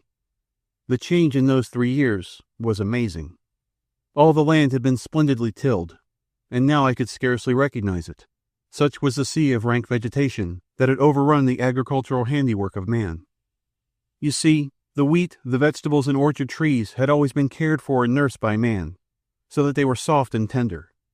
The weeds and wild bushes and such things, on the contrary, had always been fought by man, so that they were tough and resistant. As a result, when the hand of man was removed, the wild vegetation smothered and destroyed practically all the domesticated vegetation. The coyotes were greatly increased, and it was at this time I first encountered wolves, straying in 2s and 3s in small packs down from the regions where they had always persisted. It was at Lake Temescal, not far from the one-time city of Oakland, that I came upon the first live human beings. Oh, my grandsons, how can I describe to you my emotion, when astride my horse and dropping down the hillside to the lake, I saw the smoke of a campfire rising through the trees. Almost did my heart stop beating. I felt I was going crazy. Then I heard the cry of a babe, a human babe, and the dogs barked, and my dogs answered. I did not know but what I was the one human alive in the whole world. It could not be true that here were others, smoke, and the cry of a babe. Emerging on the lake there, before my eyes, not 100 yards away, I saw a man, a large man. He was standing on an outjutting rock and fishing. I was overcome. I stopped my horse. I tried to call out, but could not. I waved my hand. It seemed to me that the man looked at me, but he did not appear to wave. Then I laid my hands on my arms there in the saddle. I was afraid to look again, for I knew it was a hallucination, and I knew that if I looked, the man would be gone. And so precious was the hallucination that I wanted it to persist yet a little while. I knew, too, that as long as I did not look, it would persist. Thus I remained until I heard my dogs snarling, and a man's voice. What do you think the voice said? I will tell you. It said, "Where in the hell did you come from?" Those were the words, the exact words. That was what your other grandfather said to me, Harelip, when he greeted me there on the shore of Lake Temescal 57 years ago. They were the most ineffable words I've ever heard. I opened my eyes, and there he stood before me, a large, dark, hairy man, heavy-jawed, slant-browed, fierce-eyed. How I got off my horse I do not know, but it seemed the next thing I knew I was clasping his hand with both of mine and crying. I would have embraced him, but he was ever a narrow-minded, suspicious man, and he drew away from me. Yet did I cling to his hand and cry. Grancer's voice faltered and broke at the recollection, and the weak tears streamed down his cheeks while the boys looked on and giggled. Yet I did cry, he continued, and desired to embrace him, though the chauffeur was a brute, a perfect brute, the most aberrant man I've ever known. His name was... Strange, how I have forgotten his name. Everybody called him chauffeur. It was the name of his occupation, and it stuck. That is how, to this day, the tribe he founded is called the chauffeur tribe. He was a violent, unjust man. Why the plague germ spared him I can never understand. It would seem, in spite of our old metaphysical notions about absolute justice, that there is no justice in the universe. Why did he live? An iniquitous moral monster, a blot on the face of nature, a cruel, relentless, bestial cheat as well. All he could talk about was motor cars, machinery, gasoline, and garages. And especially, and with huge delight, of his mean pilferings and sordid swindlings of the persons who had employed him the days before the coming of the plague. And yet he was spared, while hundreds of millions, yea, billions, of better men were destroyed. I went on with him to his camp, and there I saw her, Vesta, the one woman. It was glorious and pitiful. There she was, Vesta Van Worden, the young wife of John Van Worden, clad in rags, with marred and scarred and toil-calloused hands, bending over the campfire and doing scullion work. She, Vesta, who had been born to the purple of the greatest baronage of wealth the world had ever known. John Van Worden, her husband, worth $1,800,000,000, and president of the Board of Industrial Magnates, had been the ruler of America. Also, sitting on the International Board of Control, he had been one of the 7 men who ruled the world. And she herself had come of equally noble stock.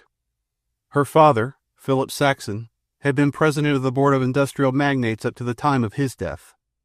This office was in the process of becoming hereditary, and had Philip Saxon had a son, that son would have succeeded him. But his only child was Vesta, the perfect flower of generations of the highest culture this planet has ever produced. It was not until the engagement between Vesta and Van Worden took place that Saxon indicated the latter as his successor. It was, I am sure, a political marriage. I have reason to believe that Vesta never really loved her husband in the mad, passionate way of which the poets used to sing. It was more like the marriages that obtained among crowned heads in the days before they were displaced by the magnates. And there she was, boiling fish chowder in a soot-covered pot, her glorious eyes inflamed by the acrid smoke of the open fire. Hers was a sad story. She was the one survivor in a million, as I had been, as the chauffeur had been. On a crowning eminence of the Alameda Hills, overlooking San Francisco Bay, Van Worden had built a vast summer palace. It was surrounded by a park of 1,000 acres. When the plague broke out, Van Worden sent her there. Armed guards patrolled the boundaries of the park, and nothing entered in the way of provisions or even mail matter that was not first fumigated. And yet did the plague enter, killing the guards at their post, the servants at their tasks, sweeping away the whole army of retainers, or at least, all of them who did not flee to die elsewhere. So it was that Vesta found herself the sole living person in the palace that had become a charnel house. Now the chauffeur had been one of the servants that ran away. Returning 2 months afterward, he discovered Vesta in a little summer pavilion where there had been no deaths and where she had established herself. He was a brute. She was afraid, and she ran away and hid among the trees. That night, on foot, she fled into the mountains. She whose tender feet and delicate body had never known the bruise of stones, nor the scratch of briars. He followed, and that night he caught her. He struck her. Do you understand? He beat her with those terrible fists of his and made her his slave. It was she who had to gather the firewood, build the fires, cook, and do all the degrading camp labor. She who had never performed a menial act in her life. These things he compelled her to do, while he, a proper savage, elected to lie around camp and look on. He did nothing, absolutely nothing, except on occasion to hunt meat or catch fish. Good for chauffeur, Harelip commented in an undertone to the other boys. I remember him before he died. He was a corker. But he did things, and he made things go. You know, Dad married his daughter, and you ought to see the way he knocked the spots out of Dad. The chauffeur was a son of a gun. He made us kids stand around. Even when he was croaking, he reached out for me once and laid my head open with that long stick he always kept beside him. Harelip rubbed his bullet head reminiscently, and the boys returned to the old man, who was maundering ecstatically about Vesta, the squaw of the founder of the chauffeur tribe. And so I say to you that you cannot understand the awfulness of the situation. The chauffeur was a servant, understand, a servant. And he cringed with bowed head to such as she. She was the lord of life, both by birth and by marriage. The destinies of millions, such as he, she carried in the hollow of her pink-white hand. And in the days before the plague, the slightest contact with such as he would have been pollution. Oh, I have seen it. Once, I remember, there was Mrs. Goldwyn, wife of one of the great magnates. It was on a landing stage, just as she was embarking in her private dirigible, that she dropped her parasol. A servant picked it up and made the mistake of handing it to her, one of the greatest royal ladies of the land. She shrank back, as though he were a leper, and indicated her secretary to retrieve it. Also, she ordered her secretary to ascertain the creature's name, and to see that he was immediately discharged from service. And such a woman was Vesta Van Warden, and her the chauffeur beat and made his slave. Bill, that was it. Bill the chauffeur. That was his name. He was a wretched, primitive man, wholly devoid of the finer instincts and chivalrous promptings of a cultured soul. No, there is no absolute justice, for to him fell that wonder of womanhood, Vesta Van Warden. The grievousness of this you will never understand, my grandsons, for you are yourselves primitive little savages, unaware of aught else but savagery. Why should Vesta not have been mine? I was a man of culture and refinement, a professor in a great university. Even so, in the time before the plague, such was her exalted position, she would not have deemed to know that I existed. Mark, then, the abysmal degradation to which she fell at the hands of the chauffeur. Nothing less than the destruction of all mankind had made it possible that I should know her, look in her eyes, converse with her, touch her hand, aye, and love her, and know that her feelings toward me were very kindly. I have reason to believe that she, even she, would have loved me, there being no other man in the world except the chauffeur. Why, when it destroyed 8 billions of souls, did not the plague destroy just one more man, and that man the chauffeur? Once, when the chauffeur was away fishing, she begged me to kill him. With tears in her eyes she begged me to kill him. But he was a strong and violent man, and I was afraid. Afterwards I talked with him. I offered him my horse, my pony, my dogs, all that I possessed, if he would give Vesta to me. And he grinned in my face and shook his head. He was very insulting. He said that in the old days he had been a servant, had been dirt under the feet of men like me and of women like Vesta, and that now he had the greatest lady in the land to be servant to him, and cook his food, and nurse his brats. You had your day before the plague, he said, but this is my day, and a damn good day it is. I wouldn't trade back to the old times for anything. Such words he spoke, but they are not his words. He was a vulgar, low-minded man, and vile oaths fell continually from his lips. Also he told me that if he caught me making eyes at his woman, he'd wring my neck and give her a beating as well. What was I to do? I was afraid. He was a brute. That first night, when I discovered the camp, Vesta and I had a great talk about the things of our vanished world. We talked of art, and books, and poetry, and the chauffeur listened and grinned and sneered. He was bored and angered by our way of speech, which he did not comprehend. And finally he spoke up and said, "And this is Vesta Van Warden, one-time wife of Van Warden the magnate, a high and stuck-up beauty, who is now my squaw. Eh, Professor Smith? Times is changed.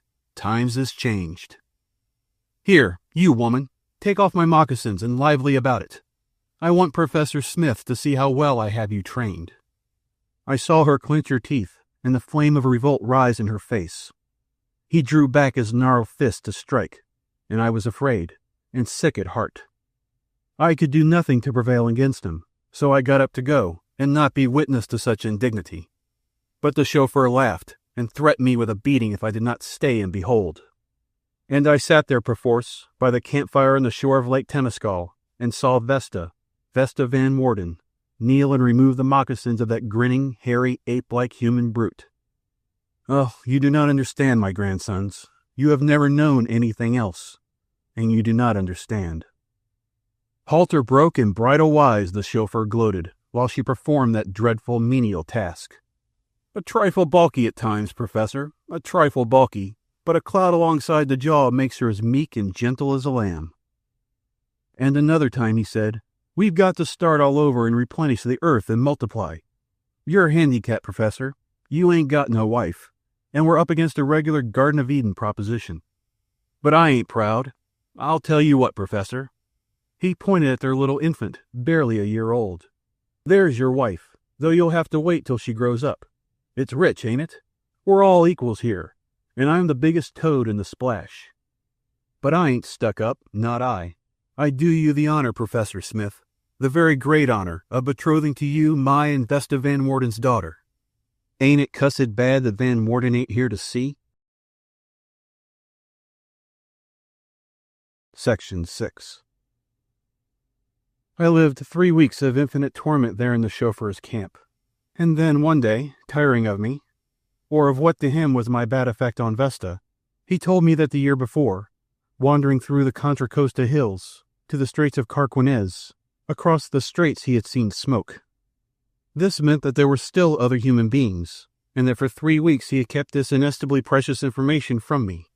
I departed at once with my dogs and horses, and journeyed across to the Contra Costa Hills to the straits. I saw no smoke on the other side, but at Port Costa discovered a small steel barge in which I was able to embark my animals. Old canvas which I found served me for a sail, and a southerly breeze fanned me across the straits and up into the ruins of Vallejo. Here, on the outskirts of the city, I found evidences of a recently occupied camp. Many clamshells showed me why these humans had come to the shore of the bay.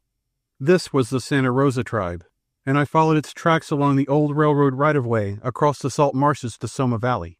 Here, at the old brickyard at Glen Ellen, I came upon the camp. There were 18 souls all told. 2 were old men, one of whom was Jones, a banker. The other was Harrison, a retired pawnbroker, who had taken for wife the matron of the state hospital for the insane at Napa. Of all the persons of the city of Napa, of all the other towns and villages in that rich and populous valley, she had been the only survivor. Next there were the 3 young men, Cardiff and Hale, who had been farmers, and Wainwright, a common day laborer. All 3 had found wives. To Hale, a crude, illiterate farmer, had fallen Isidore, the greatest prize next to Vesta, of the women who came through the plague. She was one of the world's most noted singers, and the plague had caught her at San Francisco. She has talked with me for hours at a time, telling me of her adventures, until at last, rescued by Hale in the Montecito Forest Reserve, there had remained nothing for her to do but become his wife. But Hale was a good fellow, in spite of his illiteracy. He had a keen sense of justice and right dealing, and she was far happier with him than was Vesta with the chauffeur. The wives of Cardiff and Wainwright were ordinary women, accustomed to toil with strong constitutions, just the type for the wild new life which they were compelled to live. In addition were 2 adult idiots from the feeble-minded home at Eldridge, and 5 or 6 young children, infants born after the formation of the Santa Rosa tribe. Also, there was Bertha. She was a good woman, Harelip, in spite of the sneers of your father. Her I took for wife. She was the mother of your father, Edwin, and of yours, Hoo-Hoo. And it was our daughter, Vera, who married your father, Harelip, your father, Sandow, who was the oldest son of Vesta Van Warden and the chauffeur. And so it was I became the 19th member of the Santa Rosa tribe. There were only 2 outsiders added after me. One was Mungerson, descended from the magnates, who wandered alone in the wilds of Northern California for 8 years before he came south and joined us. He it was who waited 12 years more before he married my daughter, Mary. The other was Johnson, the man who founded the Utah tribe. That was where he came from, Utah, a country that lies very far away from here, across the great deserts to the east. It was not until 27 years after the plague that Johnson reached California. In all that Utah region he reported but 3 survivors, himself one, and all men.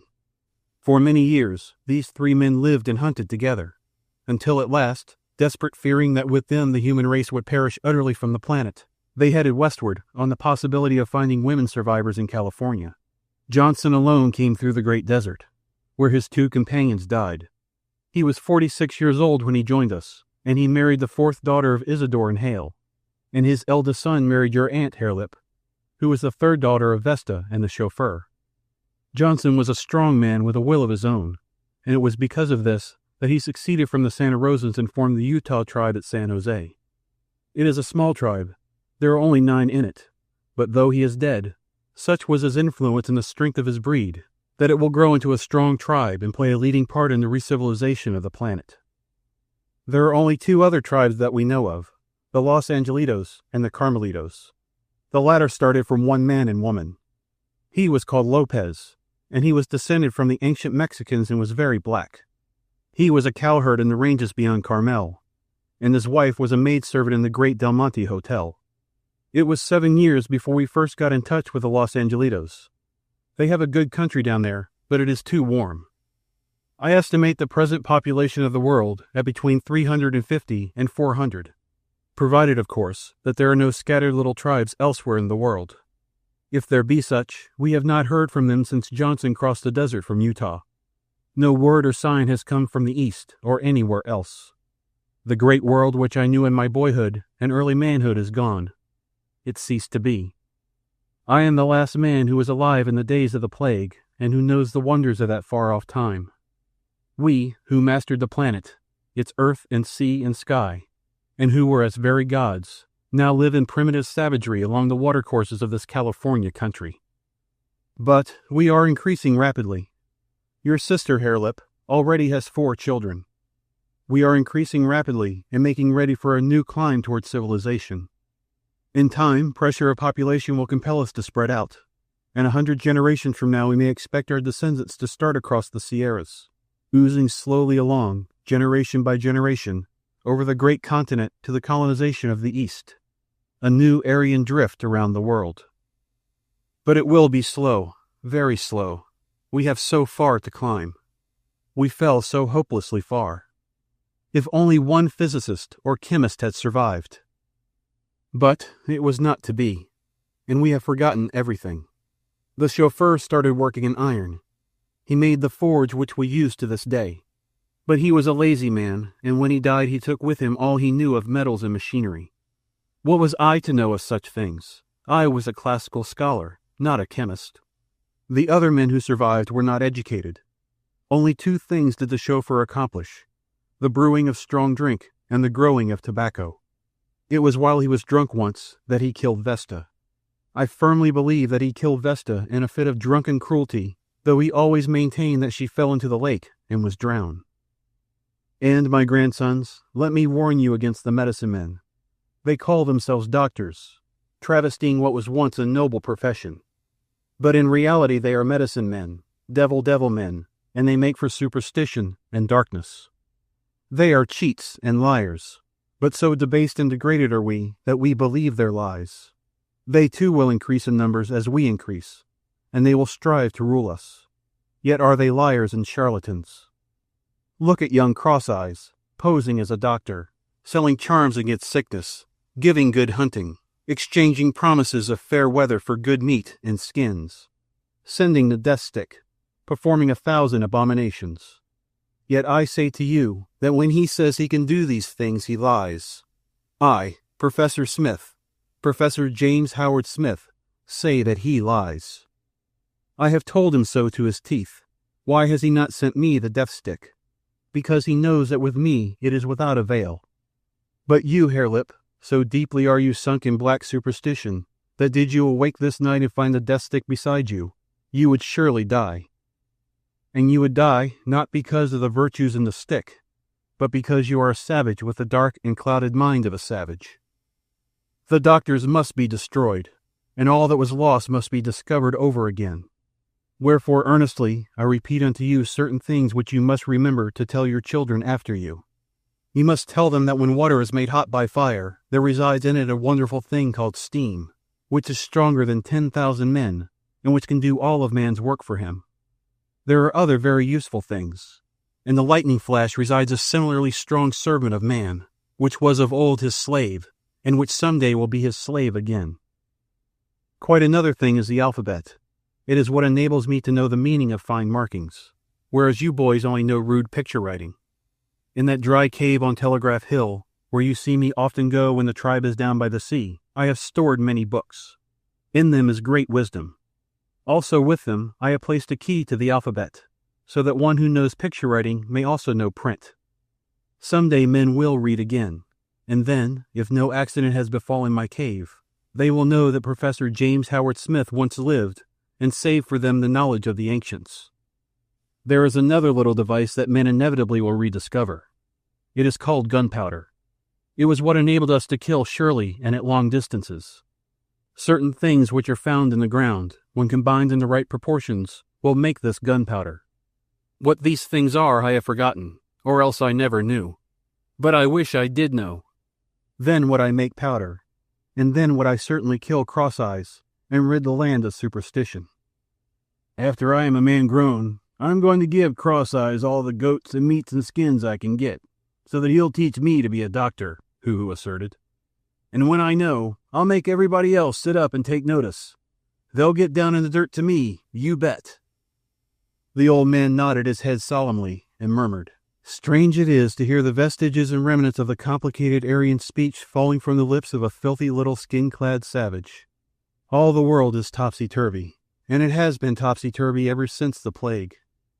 "You won't make me sit up," Harelip boasted to the would-be medicine man. "If I paid you for the sending of the death stick and it didn't work, I'd busting your head. Understand, you hoo-hoo you?" "I'm going to get Grancer to remember this here gunpowder stuff," Edwin said softly, "and then I'll have you all on the run. You, Harelip, will do my fighting for me and get my meat for me. And you, Hoo-Hoo, will send the death stick for me and make everybody afraid. And if I catch Harelip trying to busting your head, Hoo-Hoo, I'll fix him with that same gunpowder. Grancer ain't such a fool as you think, and I'm going to listen to him, and someday I'll be boss over the whole bunch of you." The old man shook his head sadly and said, "The gunpowder will come. Nothing can stop it. The same old story over and over. Man will increase, and men will fight.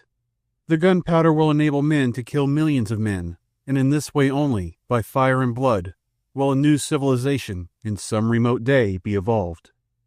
And of what profit will it be? Just as the old civilization passed, so will the new. It may take 50,000 years to build, but it will pass. All things pass. Only remain cosmic force and matter, ever in flux, ever acting and reacting and realizing the eternal types. The priest, the soldier, and the king. Out of the mouths of babes comes the wisdom of all the ages. Some will fight, some will rule, some will pray, and all the rest will toil and suffer sore, while on their bleeding carcasses is reared again, and yet again without end, the amazing beauty and surpassing wonder of the civilized state. It were just as well that I destroyed those cave-stored books. Whether they remain or perish, all their old truths will be discovered. Their old lies lived and handed down. What is the profit?" Harelip leaped to his feet, giving a quick glance at the pasturing goats and the afternoon sun. "Gee," he muttered to Edwin, "the old geezer gets more long-winded every day. Let's pull for camp." While the other two, aided by the dogs, assembled the goats and started them for the trail through the forest, Edwin stayed by the old man and guided him in the same direction. When they reached the old right-of-way, Edwin stopped suddenly and looked back. Harelip and Hoo-Hoo and the dogs and the goats passed on. Edwin was looking at a small herd of wild horses which had come down on the hard sand. There were at least 20 of them, young colts and yearlings and mares, led by a beautiful stallion which stood in the foam at the edge of the surf, with arched neck and bright wild eyes, sniffing the salt air from off the sea. "What is it?" Grancer queried. "Horses," was the answer. "First time I ever seen 'em on the beach. It's the mountain lions getting thicker and thicker and driving 'em down." The low sun shot red shafts of light, fan-shaped, up from a cloud-tumbled horizon.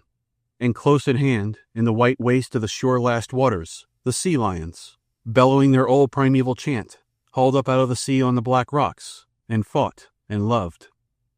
"Come on, Grancer," Edwin prompted, and the old man and the boy, skin-clad and barbaric, turned and went along the right-of-way into the forest in the wake of the goats. End of The Scarlet Plague by Jack London.